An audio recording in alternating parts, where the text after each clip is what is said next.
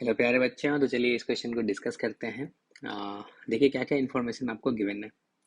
इसने बोला n term of a series, ये जो है आपका टी एन है, ठीक है ना। एन टर्म में बोला if the sum of its n term can be expressed as, अगर इन एन टर्म्स का मतलब आप समेशन लगा दो यहाँ पे, T n n equals to 1 to n, ये क्या आ जाएगा अपना एस एन आ जाएगा।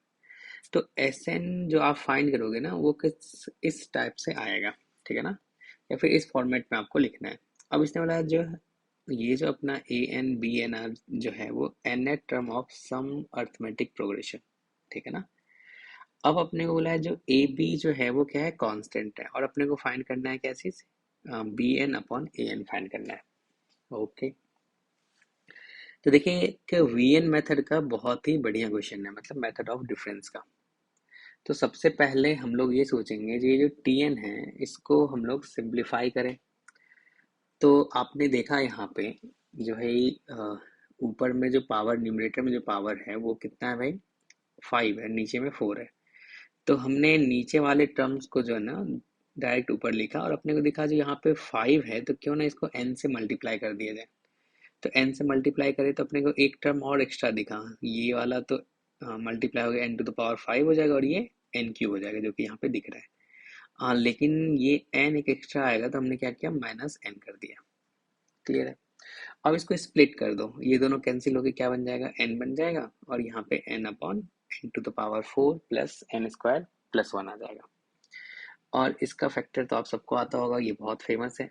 तो यहाँ से हम लोग क्या लिख दें इसको, इसका फैक्टर लिख दें n² + n+1 n² - n+1, चलेगा। और अपने को दिखा यार अगर इसको स्प्लिट करें, ठीक है ना, तो स्प्लिट करेंगे और एलसीएम लोगे तो तुम्हें ऊपर में जो है वो यहाँ पे सिंप्लीफाई करोगे, दोनों मल्टीप्लाई में हो जाएगा, और यहाँ पे 2n जैसा बनता दिख रहा है, लेकिन अपने को चाहिए था n। तो 2 जो है वो एक्स्ट्रा आया तो हमने 1/2 से डिवाइड कर दिया, सिंपल है।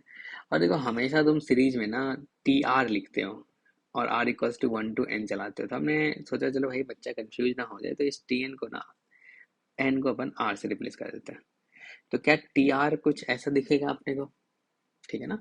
फिर इसमें r अगर कॉमन ले लोगे तो ये क्या आ जाएगा, r × r−1, इसमें r कॉमन ले लोगे तो ये क्या आ जाएगा, r × r+1। क्लियर है। अब तुम अगर इसको वी आर बोलोगे तो क्या ये VR+1 है। अगर इसमें r को रिप्लेस कर देंगे r+1 से तो अपने को ये वाला पार्ट ही मिलेगा, चलेगा। ठीक है, ध्यान देखना। अब हमने इस टी एन पे टी आर पे समेशन लगा दिया, क्योंकि हमें फाइंड करना है एस एन फाइंड करना है। तो ये क्या आ जाएगा, r = 1 to n summation form में। जब समेशन लगाओ तो इसको स्प्लिट कर सकते हो, एक समेशन यहाँ पे आ जाएगा, दूसरा समेशन यहाँ पे आ जाएगा, हमने स्प्लिट कर दिया। ये तो पहला वाला तो बहुत सिंपल है, ये आपको पता है भाई, नेचुरल नंबर का सम है, फर्स्ट एन नेचुरल नंबर का, तो उसका फॉर्मूला क्या होता है, n × n+1/2। इसमें 1/2 बाहर निकाल लो। अब एक चीज देख पा रहा होगा जो भाई ये वाला वी आर है जो कि आपने यहाँ बोला, और ये क्या है, VR+1 है। तो ये छोटा है और ये क्या है, बड़ा है। और दोनों के बीच का डिफरेंस देखिए, एक r है, एक r+1 है। क्लियर है।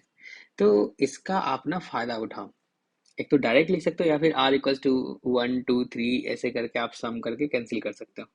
तो मैं तो बच्चों को ये बताता हूँ, देखो यार अगर एक का डिफरेंस है, ठीक है ना, और वी आर छोटा है और VR+1 क्या है, जो बड़ा है, तो अगर एक का डिफरेंस है तो स्टार्टिंग का फर्स्ट टर्म यानी कि 1, और एंड से क्या होगा, n होगा। अब आप क्या करो, ये छोटा है, छोटे वाले में मतलब ये भी छोटा है, छोटे वाले में क्या करना है, छोटा रख देना है, और बड़े वाले में बड़ा रख देना है। तो जैसे ही ये आपको याद रखना है, इससे आपका कैलकुलेशन काफी बच जाएगा, ठीक है ना। तो छोटे वाले में छोटा और बड़े वाले में क्या होगा, बड़ा होगा।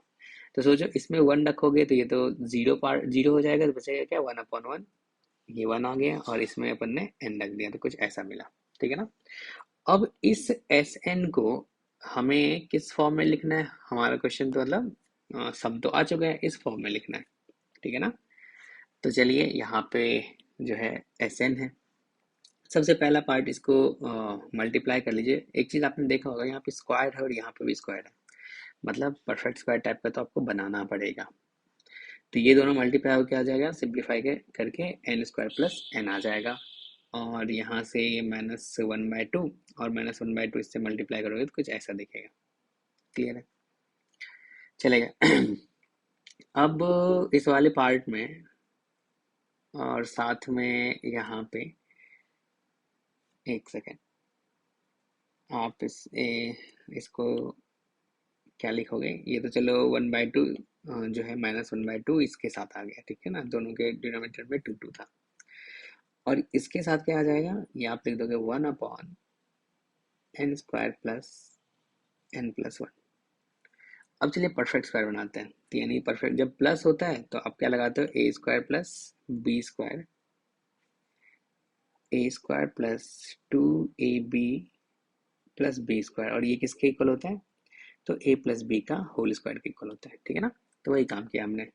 तो यहाँ पे हमने a² के प्लेस पे n² रख दिया है, फिर 2 आ जाएगा, a आ जाएगा, b ऐसा क्या रखे जो ये n के इक्वल हो जाएगा, यानी कि अपने को 1/2 रखना पड़ेगा। तो 1/2 का स्क्वायर भी चाहिए b², तो ये हमने एक्स्ट्रा में लिखा है, तो अपने को माइनस भी करना पड़ेगा, और पहले से -1 गिवन है, ठीक है ना। चलेगा। सिमिलरली आप ना यहाँ पे भी परफेक्ट स्क्वायर बना दो, तो ये क्या आ जाएगा, n² plus 2n into 1/2 plus 1/2 का स्क्वायर माइनस 1/2 प्लस 1, ठीक है ना।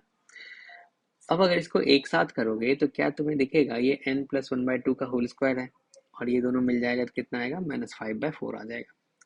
और यहाँ पे भी क्या आ गया, n प्लस 1/2 का होल स्क्वायर, और ये दोनों मिल गया तो कितना आ गया, 3/4 आ गया। क्लियर है? अब हमने क्या किया है इसके आगे, जो देखो यहाँ पे जो n² है सिर्फ, ठीक है ना, तो परफेक्ट स्क्वायर बनाना पड़ेगा, तो इस 2 को भी आप इसके अंदर ले जाओ। तो परफेक्ट स्क्वायर के अंदर अगर 2 जाएगा तो इसके अंदर जाएगा क्या, √2 जाएगा, क्योंकि बाहर आएगा तो फिर इसका स्क्वायर 2 ही होगा। तो हमने इस पूरे इसके अंदर हमने √2 मतलब 1/√2 से मल्टीप्लाई कर दिया, चलेगा। ये क्या हो जाएगा, n/√2, और ये आ जाएगा 1/2√2 का होल स्क्वायर, और ये 2 तो डायरेक्ट 1/2 मल्टीप्लाई हो जाएगा, तो कितना आ गया, -5/8 आ गया। क्लियर है? अब इस 2 को भी अंदर ले जाओ, तो 2 अगर स्क्वायर के अंदर जाएगा तो √2 से मल्टीप्लाई होगा, तो ये √2n अपॉन, अगर यहाँ पे √2 आएगा तो आपको पता है जो क्या बच जाएगा डिनोमिनेटर में, √2 बच जाएगा इसका स्क्वायर, प्लस ये वाला अगर इससे मल्टीप्लाई हो तो कितना आ जाएगा, 3/2 आ जाएगा। क्लियर है? अब कंपेयर करते हैं इस वाले से। तो देखो यहाँ पे ए एन जो है वो क्या हो जाएगा, ए एन इसके इक्वल हो जाएगा और बी एन इसके इक्वल हो जाएगा, तो हमने वही लिख दिया, जो ये वाला ए एन है और ये वाला आपका बी एन है।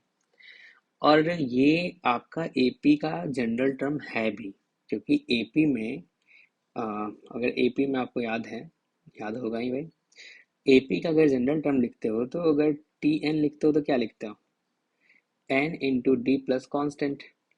वैसे फॉर्मूला भी आपको पता होगा, क्या लिखते हो, T n equals to first term plus n-1 into common difference, ठीक है ना। तो ये एक्चुअली में एपी का जनरल टर्म जो होना चाहिए वो एन में लीनियर इक्वेशन होना चाहिए। तो क्या अपने को यहाँ पे लीनियर इक्वेशन दिख रहा है, दिख रहा है भाई, तो यानी कि ये एपी का जनरल टर्म तो है। अब हमने इसको थोड़ा सिंप्लीफाई किया तो ये आ जाएगा नीचे में 2√2 और ऊपर में बन गया 2n+1, और यहाँ पे भी क्या आ गया, 2n+1 अपॉन √2 आ गया। अब इसको डिवाइड कर दीजिए, जब जैसे डिवाइड करोगे तो क्या मिलेगा आपको, 1/2 मिलेगा, और देखिए ए के प्लेस पे क्या आ जाएगा, -5/8, और बी के प्लेस पे क्या आ जाएगा, 3/2 आ जाएगा। तो यहाँ से ए का वैल्यू भी मिल गया, बी का वैल्यू भी मिल गया, और अपने को चाहिए क्या था, अपने को चाहिए था A N upon B N चाहिए था, ठीक है ना। तो किसके इक्वल आ गया, 1/2 के इक्वल आ गया, तो यानी कि कौन सा ऑप्शन करेक्ट है अपना, सी ऑप्शन करेक्ट है। ओके।